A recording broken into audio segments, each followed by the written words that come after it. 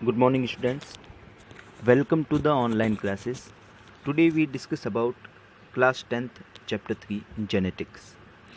Genetics क्या होता है, इसके बारे में जानने से पहले हमको एक टॉपिक समझना पड़ेगा। वो टॉपिक है आपके हेरिडिटी कैरेक्टर्स। हेरिडिटी कैरेक्टर्स क्या होते हैं? हेरिडिटी कैरेक्टर्स वे कैरेक्टर्स होते हैं जो एक जनरेशन से दूसरी जनरेशन में कंटिन्यूसली आते हैं। मेरा कहने का मतलब ये है कि माता पिता से बच्चों के अंदर जो कैरेक्टर्स आते हैं उन्हीं कैरेक्टर्स को हेरिडिटी कैरेक्टर्स कहते हैं। Transmission of various genetic characters is a continuous process which take place from generation to generation in living organism known as hereditary characters। और साइंस की एक ऐसी ब्रांच जिसके अंदर ओनली फॉर हेरिडिटी कैरेक्टर्स के बारे में स्टडी की जाती है, कि मतलब ब्रांच ऑफ ए साइंस जहाँ पे केवल हेरिडिटी कैरेक्टर्स के बारे में स्टडी की जाती है कि किस तरीके से माता पिता से बच्चों के अंदर कोई कैरेक्टर्स आते हैं, उसको कहते हैं जेनेटिक्स। अब आपको ये दोनों वर्ड क्लियर हो जाने चाहिए कि जेनेटिक्स तो साइंस की ब्रांच है जहाँ पे हेरिडिटी कैरेक्टर्स की स्टडी की जाती है, और हेरिडिटी कैरेक्टर्स वो है जो एक जनरेशन से सेकंड जनरेशन में कंटिन्यूसली आते रहते हैं। सबसे पहली बार जेनेटिक्स वर्ड जो है बैटसन नाम के साइंटिस्ट ने दिया था 1905 में, जबकि हेरिडिटी वर्ड जो है सबसे पहली बार स्पेंसर नाम के साइंटिस्ट ने दिया था 1863 में। ये आपके छोटे क्वेश्चन बन सकते हैं इसके, तो आपको ये साइंटिस्ट का नाम याद रखना पड़ेगा कि जेनेटिक्स पहली बार किसने दिया था और हेरिडिटी वर्ड पहली बार किस साइंटिस्ट ने दिया था। हमारा जो नेक्स्ट टॉपिक है वो टॉपिक है मेंडलिज्म। मेंडलिज्म क्या है उसके बारे में हम पढ़ेंगे। एक साइंटिस्ट थे, नाम था ग्रेगर जॉन मेंडल, जिनको फादर ऑफ जेनेटिक्स के नाम से भी जाना जाता है। जो दिखने में कुछ ऐसे थे, इनको फादर ऑफ जेनेटिक्स भी कहते हैं क्योंकि इन्होंने पहली बार पी प्लांट पे, मटर के प्लांट के ऊपर हेरिडिटी कैरेक्टर्स के बारे में स्टडी की थी और ये बताया था कि किस तरीके से कोई कैरेक्टर एक जनरेशन से सेकंड जनरेशन में पहुंचते हैं। इनकी लाइफ के बारे में थोड़ा हम जानें तो इनका जन्म 22 जुलाई 1822 को सिलीसियन विलेज में, जो हैंजनडॉर्फ डिस्ट्रिक्ट का हिस्सा है और ऑस्ट्रिया कंट्री के अंदर है, वहाँ पे हुआ था। He become the father of church in burn city, जो है ब्रून सिटी जो ऑस्ट्रिया में है, वहाँ पर इनको चर्च के अंदर फादर की पोस्ट भी मिली थी 1843 में। और फादर की पोस्ट पे रहते हुए उन्होंने चर्च के गार्डन में ही गार्डन पी यानी कि पाइसम सटाइवम, गार्डन पी का साइंटिफिक नेम है, मटर का जो प्लांट है उसका साइंटिफिक नेम पाइसम सटाइवम है, उसी के ऊपर एक्सपेरिमेंट किए थे 1857 टू 1865, जिसको इस एक्सपेरिमेंट का जो रिजल्ट था उसको उन्होंने ब्रून सोसाइटी ऑफ नेचुरल हिस्ट्री के रिसर्च पेपर में 1865 में पब्लिश कराया। और उन्होंने अपने एक्सपेरिमेंट के तौर पे लॉ ऑफ इनहेरिटेंस कुछ ऐसे लॉज भी दिए कि किस तरीके से कैरेक्टर जो है one generation two second generation में पहुंचते हैं। और उनके ये जो लॉज है उन्हीं को मेंडलिज्म कहते हैं। और मेंडल की जो डेथ हुई थी वो हुई थी 6 जनवरी 1884। ये उनके लाइफ के बारे में एक छोटी सी हिस्ट्री है। याद रखना बच्चों कि ग्रेगर जॉन मेंडल जो हैं उनको फादर ऑफ जेनेटिक्स के नाम से जाना जाता है। क्यों? क्योंकि उन्होंने हेरिडिटी कैरेक्टर्स के बारे में पी प्लांट मटर के पौधों पर उन्होंने एक्सपेरिमेंट करके बताया था कि किस तरीके से कैरेक्टर एक जनरेशन से नेक्स्ट जनरेशन में आते हैं। एक आपके 10th बोर्ड में क्वेश्चन पूछा जाता है कि मेंडल ने अपने एक्सपेरिमेंट के लिए ओनली फॉर पी प्लांट का ही सिलेक्शन क्यों किया, किसी दूसरे प्लांट या किसी दूसरे एनिमल को क्यों नहीं चुना। उसके भी कुछ रीजंस थे। अगर वो इंसानों पे एक्सपेरिमेंट करते तो इंसानों की जो एवरेज एज होती है वो लगभग 70 ईयर होती है, और वो अपनी लाइफ में भी किसी इंसान पे एक्सपेरिमेंट करके मैक्सिमम 2 या 3 जनरेशन से ज़्यादा नहीं देख पाते। इसलिए उन्होंने एक प्लांट के बारे में सिलेक्शन किया। वो प्लांट था पी प्लांट। क्यों? क्योंकि पी प्लांट की पूरी लाइफ 1 साल की ही होती है। वो एक टाइप का एनुअल प्लांट होता है और उसके अंदर बहुत सारे डिफरेंट कैरेक्टर्स दिखाई देते हैं, जिसके कारण क्या है, एक्सपेरिमेंट आसानी से हो पाया। और 1 साल का प्लांट होने के कारण बहुत कम टाइम में हमको ज़्यादा से ज़्यादा जनरेशन दिखाई दे सकती है। दूसरा इसका जो रीज़न था पी प्लांट को सेलेक्ट करने का, कि उसमें बाइसेक्सुअल फ्लावर होते हैं जिसमें मैक्सिमम सेल्फ पॉलिनेशन ही होता है, जिससे उसकी प्योर लाइन मिलती है। लेकिन आर्टिफिशियल तौर से उसमें क्रॉस पॉलिनेशन भी कराया जा सकता है, जिससे वो चाहे उन कैरेक्टर को आपस में एक्सपेरिमेंट करा सकते थे। तीसरा जो है इसका रीज़न था पी प्लांट को सेलेक्ट करने का, कि पी प्लांट में बहुत सारी वैरायटीज़ हमको दिखाई देती है। वैरायटीज़ जैसे कि कुछ पी प्लांट आपको लंबे टॉल दिखाई देते हैं, कुछ बौने ड्राफ होते हैं। कुछ पी प्लांट में जो फ्लावर की पोजीशन होती है वो एक्सेल होती है और कुछ में टर्मिनल होती है। कुछ पी प्लांट में जो मैच्योर्ड पी है वो इन्फ्लेटेड और कुछ में कॉन्स्ट्रिक्टेड होते हैं।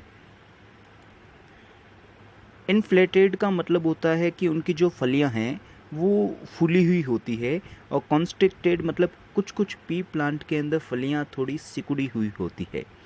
अगर हम उनके कलर की बात करें तो कुछ पी प्लांट में जो दाने हैं वो आपको ग्रीन कलर के दिखाई देते हैं, कुछ में येलो कलर की दिखाई देते हैं। कलर ऑफ फ्लावर में भी आपको डिफरेंस मिलता है। कुछ में वॉयलेट कलर के फ्लावर्स मिलते हैं, कुछ में वाइट कलर के फ्लावर्स मिलते हैं।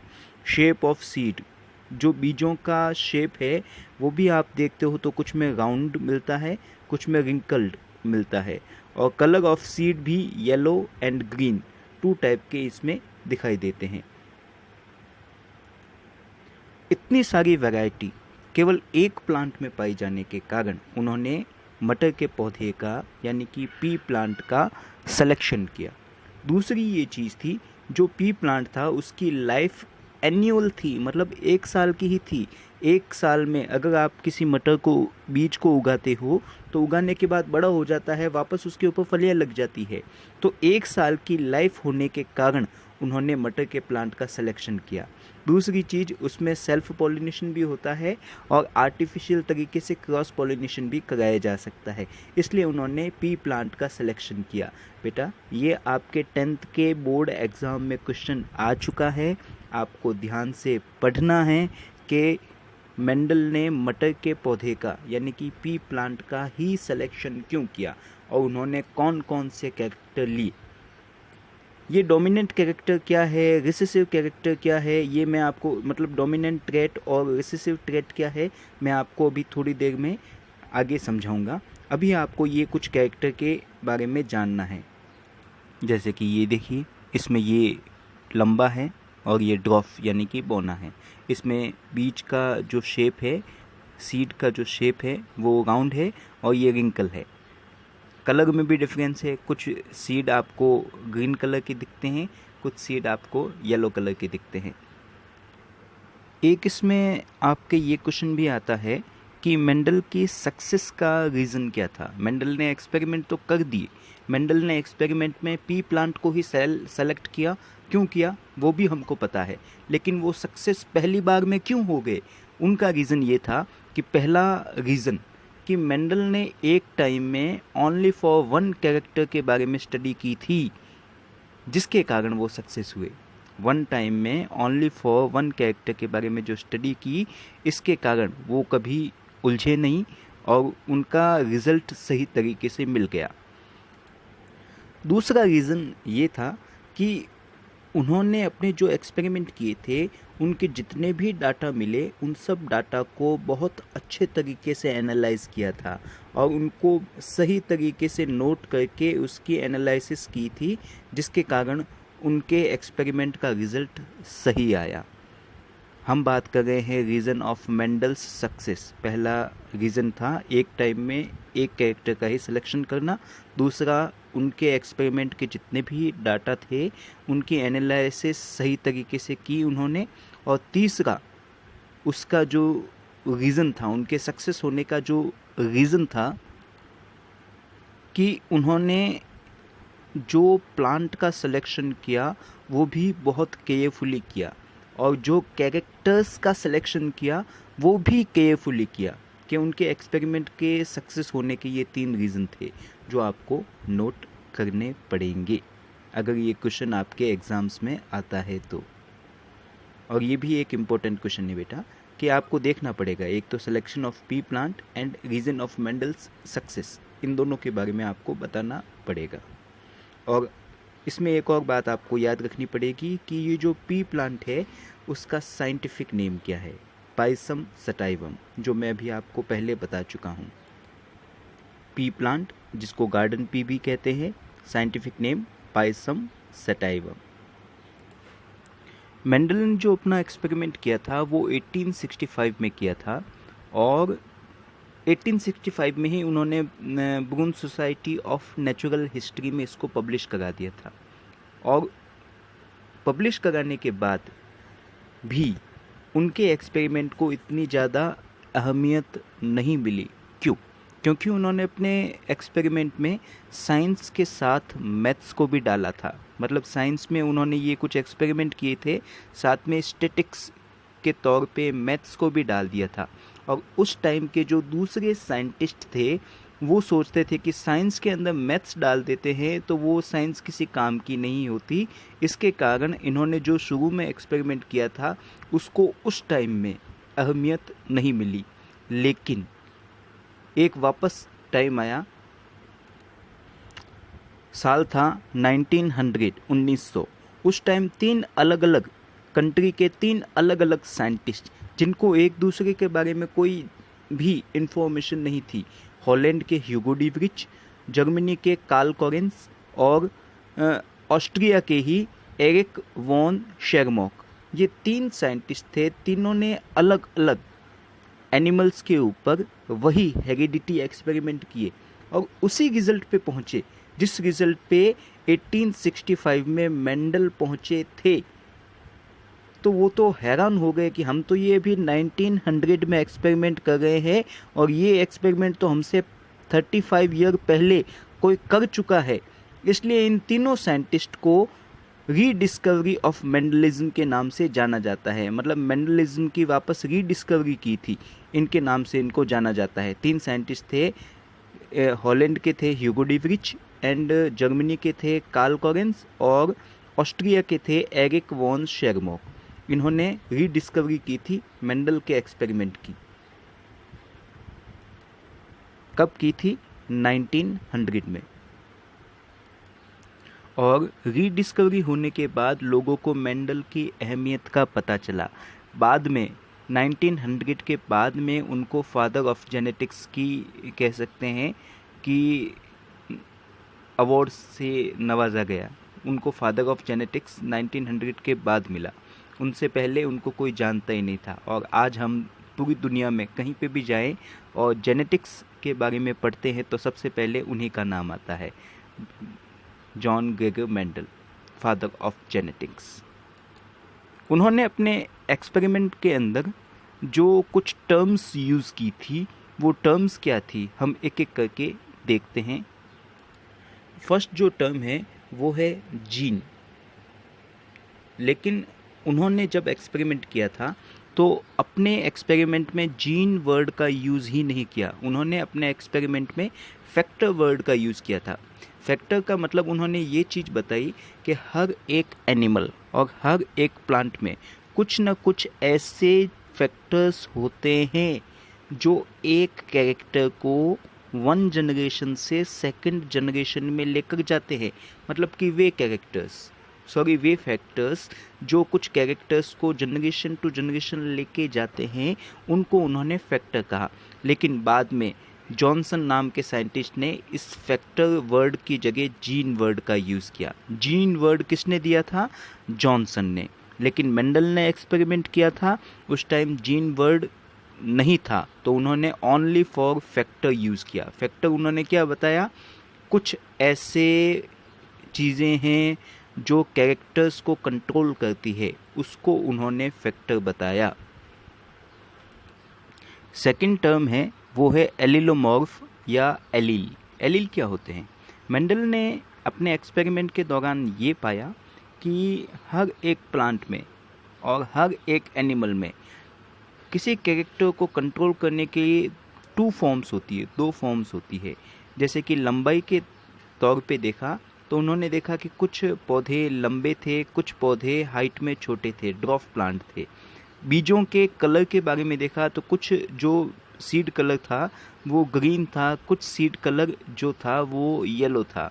तो हर एक कैरेक्टर की अल्टरनेट फॉर्म पाई जाती है जीन के अंदर, और उसी अल्टरनेट फॉर्म को एलील कहते हैं। याद रखना आपको, हर एक कैरेक्टर की अल्टरनेट फॉर्म जो जीन के अंदर पाई जाए उसी को एलील कहते हैं। और मैं आपको वापस याद दिला दूं, जीन वर्ड मेंडल ने यूज़ नहीं किया था, मेंडल ने फैक्टर वर्ड यूज़ किया था। जीन किसने दिया था? जॉनसन नाम के साइंटिस्ट ने दिया था। बाद में मेंडल ने अपने पूरे एक्सपेरिमेंट में फैक्टर वर्ड यूज़ किया था। और एलील किसको बताया?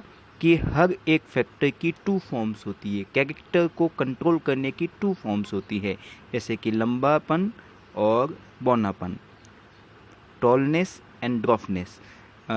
और दूसरा जैसे सीड कलर येलो, ग्रीन।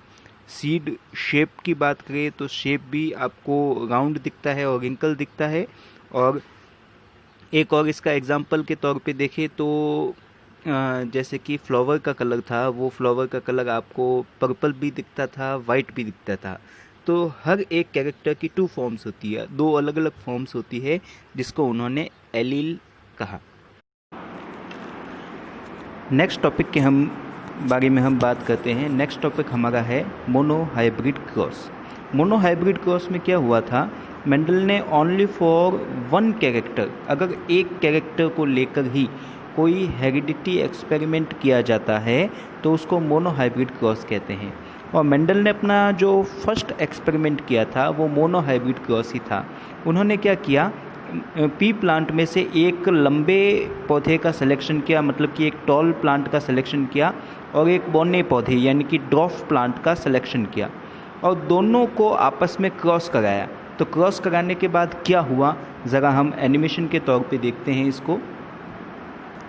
ये एक टॉल प्लांट है, टॉल प्लांट का सिलेक्शन किया, एक ड्वार्फ प्लांट का सिलेक्शन किया। फिर टॉल प्लांट में से जो मेल पोर्शन है वो उन्होंने कट कर दिया। कट करने के बाद जो ड्वार्फ प्लांट था उसके ऊपर दूसरे वाले के पोलन्स को लगाया गया, और लगाने के बाद कुछ टाइम के बाद में उनसे बीज बने, और बीज बनने के बाद जब उन बीजों को उगाया गया तो उन बीजों से सारे पौधे हमको लंबे पौधे मिले, सारे टॉल प्लांट में F1 जनरेशन कहा। याद रखना, उन्होंने जो एक्सपेरिमेंट किया था, एक्सपेरिमेंट में एक टॉल प्लांट था, एक ड्वार्फ प्लांट था, और उनको जब आपस में क्रॉस कराया तो क्रॉस कराने के बाद जो फर्स्ट जनरेशन मिली, F1 जनरेशन मिली, F1 जनरेशन में सारे पौधे उनको लंबे मिले, और लंबे मिलने के कारण उनके मन में एक कह सकते हैं कि डाउट पैदा हुआ कि अगर नेक्स्ट जनरेशन में मेल और फीमेल दोनों के कैरेक्टर्स आते हैं तो बौने वाले कैरेक्टर, ड्वार्फ वाले कैरेक्टर्स कहाँ गए, क्योंकि यहाँ पे तो सारे लंबे पौधे यानी कि टॉल प्लांट ही मिले थे। इसलिए उन्होंने F1 जनरेशन में जो भी प्लांट उगे थे उन प्लांट में कोई एक्सपेरिमेंट नहीं किया और उनमें सेल्फ पॉलिनेशन होने दिया। ये उसमें जैसे ही फ्लावर लगे, फ्लावर में उन्होंने सेल्फ पॉलिनेशन होने दिया, और जैसे ही सेल्फ पॉलिनेशन बीज बने, उन बीजों को जब उगाया गया तो F2 जनरेशन उनको मिली। और F2 जनरेशन में वो उन प्लांट को देख के हैरान हो गए थे कि उन प्लांट में से 3 तो टॉल प्लांट थे लेकिन एक ड्वार्फ प्लांट था, मतलब 3 लंबे थे, एक बौना था। इसका मतलब ये है कि बौनेपन के जो कैरेक्टर्स थे वो F1 जनरेशन में शो नहीं हुए थे लेकिन F2 जनरेशन में शो हुए। इसका मतलब ये होता है कि मेल एंड फीमेल दोनों के कैरेक्टर्स अगली जनरेशन में जाते हैं, लेकिन कुछ कैरेक्टर्स होते हैं जो फर्स्ट जनरेशन में शो नहीं होते लेकिन नेक्स्ट जनरेशन में शो हो जाते हैं। ये उनका मोनोहाइब्रिड क्रॉस था जब उन्होंने ओनली फॉर प्लांट की लंबाई को लेके एक्सपेरिमेंट किया था, और अपने इस मोनोहाइब्रिड क्रॉस को स्टैटिकली एक्सप्लेन करने के लिए उन्होंने मैथ्स के तौर पे टॉल प्लांट में जो 2 जीन होते हैं, 2 टाइप के जीन्स होते हैं, उनको उन्होंने कैपिटल टी कहा, और ड्वार्फ प्लांट के अंदर भी जो जीन्स होते हैं उनको स्मॉल टी कहा। और उनका जब क्रॉस कराया F1 जनरेशन मिली, उसमें उन्होंने एक जीन इसका लिया कैपिटल टी, एक जीन इसका लिया स्मॉल टी, और ये जो कंडीशन बनी, इस कंडीशन को उन्होंने F1 जनरेशन में बताया। और साथ में उन्होंने ये भी एक्सप्लेन किया कि पेरेंट्स जनरेशन से, P जनरेशन से ओनली फॉर F1 जनरेशन में एक पेरेंट्स के कैरेक्टर शो होते हैं, दूसरे पेरेंट्स के कैरेक्टर छिप जाते हैं। जिस पेरेंट्स के कैरेक्टर शो होते हैं वो कहलाते हैं डोमिनेंट कैरेक्टर। और जब वापस इसको स्टैटिकली एक्सप्लेन करके उन्होंने सेकंड जनरेशन निकाली, सेकंड जनरेशन में उन्होंने सेल्फ पॉलिनेशन होने दिया था। सेल्फ पॉलिनेशन होने दिया इसलिए ये दोनों gene capital T small T और कैपिटल टी स्मॉल टी वापस आपस में उन्होंने क्रॉस कराए। तो क्रॉस कराने के बाद उनको ये कंडीशन मिली कि कैपिटल टी मिलके दोनों कैपिटल टी स्मॉल टी मिलके कैपिटल टी स्मॉल टी मिलने के बाद वापस capital T small T and small T मिलने के बाद दोनों स्मॉल टी। जब ये कंडीशन उनके पास आई तो उन्होंने ये चीज़ नोट की कि 3 जो स्ट्रक्चर थे, तीनों के अंदर कैपिटल टी मौजूद था लेकिन एक के अंदर कैपिटल टी मौजूद नहीं था। तो उन्होंने कहा कि जिसमें कैपिटल टी मौजूद होगा वो टॉल प्लांट होगा, और जिसमें कैपिटल टी नहीं होगा वो ड्वार्फ प्लांट यानी कि बौना पौधा होगा, जो उन्होंने एक्सपेरिमेंट में भी देखा था। उनको F2 जनरेशन 3 लंबे पौधे मिले थे और एक बौना पौधा मिला था। ये उन्होंने एक्सपेरिमेंट किया था जिसको मोनोहाइब्रिड क्रॉस के नाम से जाना जाता है। और ये जो मोनोहाइब्रिड क्रॉस था, इस मोनोहाइब्रिड क्रॉस के तौर पे उन्होंने अपने 2 लॉज दिए थे, जिसमें पहला लॉज कहलाता है लॉ ऑफ डोमिनेंस का। मेंडल के लॉ से रिलेटेड आपके बोर्ड एग्ज़ाम्स में क्वेश्चन आते हैं, तो आपको याद रखना पड़ेगा बेटा आपको कि जो मोनोहाइब्रिड क्रॉस था उसके एक्सपेरिमेंट के बाद उन्होंने 2 लॉ दी थे, first law and second law. इसमें से फर्स्ट लॉ का नाम है law of dominance. Law of dominance का मतलब ये होता है कि पेरेंट्स जनरेशन में से ओनली फॉर एक जनरेशन के कैरेक्टर ही नेक्स्ट जनरेशन में शो होते हैं, दूसरी जो कैरेक्टर है वो छिप जाते हैं, दब जाते हैं। इसको उन्होंने लॉ ऑफ डोमिनेंस कहा। उन्होंने लॉ ऑफ डोमिनेंस में बताया कि only one character express itself in an individual, the factor that express itself it is called dominant। कि पेरेंट्स में से केवल एक, दोनों पेरेंट्स में से केवल एक पेरेंट्स का कैरेक्टर F1 जनरेशन में शो होता है जिसको डोमिनेंट कैरेक्टर कहते हैं, जबकि दूसरा कैरेक्टर छिप जाता है। इस छिपे हुए कैरेक्टर को रिसेसिव कैरेक्टर कहते हैं। The other which is not express it is called recessive. जो छिपा हुआ रहता है वो रिसेसिव। जो उन्होंने एग्जाम्पल के तौर पे भी बताया कि प्योर टॉल प्लांट को प्योर ड्वार्फ प्लांट के साथ क्रॉस कराते हैं तो F1 जनरेशन में ओनली फॉर 100% टॉल प्लांट पैदा होते हैं। इसी को उन्होंने लॉ ऑफ डोमिनेंस कहा। लॉ ऑफ डोमिनेंस मतलब कि ओनली वन कैरेक्टर का उस जनरेशन में शो होना। मोनोहाइब्रिड क्रॉस में उन्होंने अपना सेकंड लॉ भी दिया था, जिसको कहते हैं लॉ ऑफ सेग्रीगेशन और law of purity of gametes. उन्होंने अपने इस लॉ में ये चीज़ बताई कि F1 जनरेशन के अंदर सारे टॉल प्लांट बने थे, लेकिन उन टॉल प्लांट के अंदर एक जीन लंबे वाले प्लांट का था, एक जीन बौने वाले प्लांट यानी कि ड्वार्फ प्लांट का था। लेकिन ये दोनों जीन एक दूसरे के साथ मिक्स नहीं होते, ये दोनों जीन प्योर रहते हैं और सेग्रीगेट मतलब कि एक दूसरे से अलग होकर F2 जनरेशन में पहुंचते हैं। और F2 जनरेशन में पहुंचने के बाद ये दोनों जीन एक दूसरे से अलग अलग हुए और अलग अलग होने के बाद वापस कंबाइन होते और कंबाइन होने के बाद उनको 3 तो टॉल प्लांट मिले और एक ड्वार्फ प्लांट मिला, जिसको उन्होंने लॉ ऑफ सेग्रीगेशन बताया। लॉ ऑफ सेग्रीगेशन का मतलब है कि F1 जनरेशन में दोनों जीन मौजूद होने के बावजूद भी एक दूसरे से मिक्स नहीं होते, प्योर रहते हैं और एक दूसरे से अलग होकर वापस कंबाइन होते हैं। और कंबाइन होने के बाद जो नया रेशियो मिलता है उसको उन्होंने बताया F2 जनरेशन में, जिसमें उनको 3 लंबे पौधे मिले थे और एक बौना यानी कि ड्वार्फ प्लांट मिला था। According to this law, during gamete formation, the allele for each other gene segregate from each other. So, each gametes carry only one allele for each gene.